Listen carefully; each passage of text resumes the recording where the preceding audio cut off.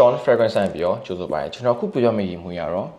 Roja ရဲ့ကျွန်တော်တို့ retail မှာသွားဝယ်လို့ရှိရင်ဒေါ်လာ1000ကျော်ပေးရလိမ့်မယ်ဗျ340ကျော်ပေါ့လေဒါပေမဲ့ကျွန်တော်ကတဝက်အောက်ဈေးနဲ့ရခဲ့တော့ကျွန်တော်ကဒီကောင်ကိုယူလိုက်တာပေါ့နည်းနည်းလေးလဲသိကျင်တယ်ဆိုတော့ဒီကောင်က Roja ရဲ့ຫນွေဝါဗျဒီကောင်ကနူဝါလို့ခေါ်တာပေါ့လေဒါပေမဲ့တရုတ်လိုတော့ຫນွေဝါလို့ခေါ်တာပေါ့ဆိုတော့ຫນွေဝါဆိုတာဘာလဲဆိုတော့ကျွန်တော်တို့တရုတ်ဒန်နာကြီးထဲမှာကျွန်တော်လူတွေကိုဖန်တီးရဲ့ကျွန်တော်လက်ဖျားမလို့ပြောလို့ရရပေါ့ຫນွေဝါဆိုတော့လူတွေကိုစပြီးတော့ဖန်ဆင်းခဲ့တဲ့ဖန်တီးပေးခဲ့တဲ့လူပေါ့ဆိုတော့လူမဟုတ်ဘူးလက်ဖျားမပေါ့ဆိုတော့လူတွေကိုဖန်တီးခဲ့ပြီးတော့အဲ့လူတွေအချင်းချင်းမင်္ဂလာဆောင်လို့ရတယ်ကလေးမွေးလို့ရတယ်ဆိုပြီးတော့သူကစပြီးတော့တတ်မှတ်ခဲ့တာပေါ့အဲ့ຫນွေဝါပြောလို့ရှိရင်ကျွန်တော်တို့သူကပျက်စီးနေတဲ့ကောင်းကင်ဘုံကိုလည်းပြန်ပြီးတော့တေချာပြန်ပြီးတော့စူးစီးပေးခဲ့တဲ့နဖျားမလို့ပြောလို့ရကျွန်တော်တို့ဒီကောင်းကင်ဘုံမှာဆိုလို့ရှိရင်လည်းအရန်ကိုနာမည်ကျော်ကြားတဲ့နဖျားမလို့ပြောလို့ရတယ်ဆိုတော့ຫນွေဝါပေါ့ဆိုတော့တခုတတိထားမိလာတော့မသိဘူးဆိုတော့အဲ့လိုမျိုးဒီလိုမျိုးinternational brand တခုကအဲ့လိုမျိုးတရုတ်နာမည်ကိုယူပြီးတော့လိုက်ပြီးတော့ထုတ်ထားတရုတ် audience အတွက်ထုတ်ထားတာပေါ့လေဆိုတော့ဒီမှာလည်းရေးထားတယ်အောက်မှာအဲ့ဒါဘာလဲဆိုတော့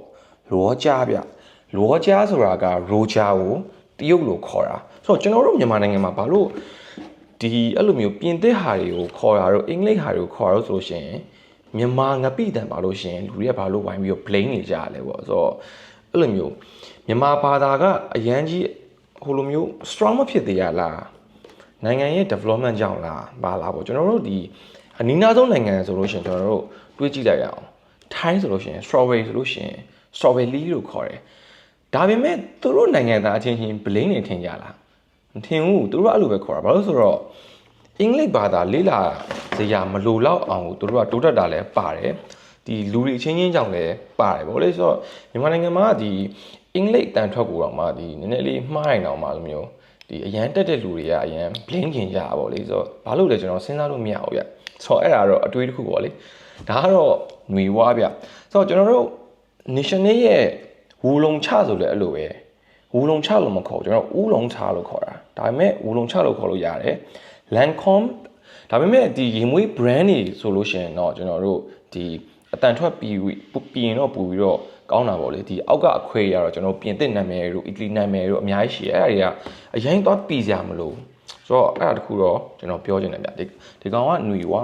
ဝါကကျွန်တော်ကဒါ first impression ပေါ့ကျွန်တော်အရင်တော့ဆန်းလည်းမဆန်းဘူးဒါကပထမဆုံးဗျဆိုတော့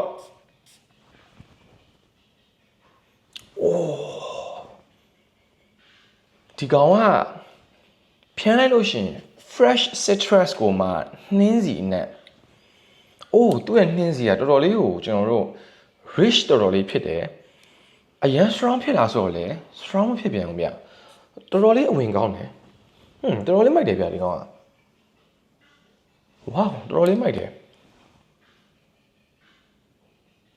နှင်းစီကအရင် strong မဖြစ်ပြောလို့ရှိရင်သူ့ရဲ့ base မှာလည်းဒီ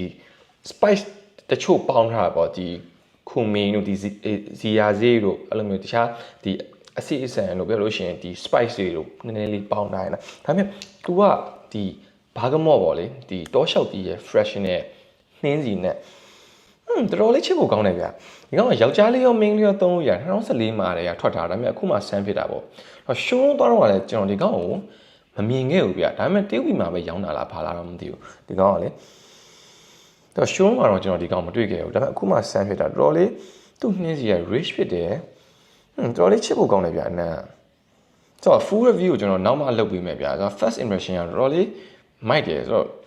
ဝီဂျာထဲမှာဒီ fresh ဖြစ်တယ်မှာဆိုရင်တော်တော်လေးမိုက်တယ် fresh ကိုမှနှင်းစီကတော်တော်လေး rich ဖြစ်တယ်ပြင်းလားဆိုတော့မပြင်းဘူးတော်တော်လေးမိုက်တယ်တော့ကိုရိုင်းဆိုလို့ကောင်းတဲ့နှင်းစီ fresh ဖြစ်တယ်မှာဆိုလို့ရှိရင်ဒီကောင်ကိုရွေးချယ်လို့ရလိမ့်မယ်ဗျာဒီကောင်ညူကတော်တော်လေးမိုက်တယ်ຫນွေဝါဆိုတော့ full review ကိုကျွန်တော်နောက်မှပြန်ပြောပြပါမယ် damn